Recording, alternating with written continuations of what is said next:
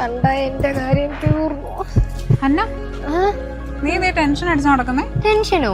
എനിക്കോ? എനിക്കൊരു ടെൻഷനും ഇല്ലല്ലോ. കണ്ടാലും പറയും ടെൻഷനൊന്നും ഇല്ലെന്ന്. നീ കാര്യം പറ. എടി ഒന്നുമില്ല.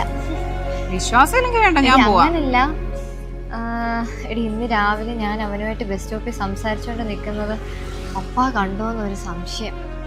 ഏയ്, കണ്ടെങ്കിൽ നിന്നെ വിളിക്കേണ്ട സമയം കഴിഞ്ഞില്ലേ? ഇത് കണ്ടൊന്നും കാണത്തില്ല. നീ ഇത് വേറെ ആരോടും പറയില്ലേ? ഞാൻ ആരോടെങ്കിലും പറയൂ. A few moments later. Hello, ഹന്നയുടെ പപ്പയല്ലേ? അങ്കിളെ ഞാനാ. അല്ല, ഒരു കാര്യം ചോദിക്കാനായിരുന്നു. അങ്കിൾ ഇന്ന് മാവേലിക്കര വഴി വല്ല രാവിലെ പോയോ?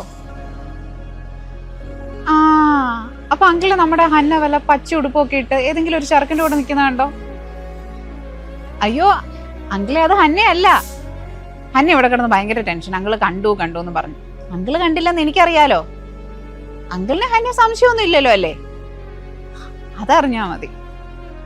ശരി അങ്കിളെ, ഞാൻ വിളിക്കാം. ഓക്കെ. 5 minutes later. പപ്പ, അത് ഞാനല്ല, ഞാൻ ഓഫീസിലുണ്ടായിരുന്നു.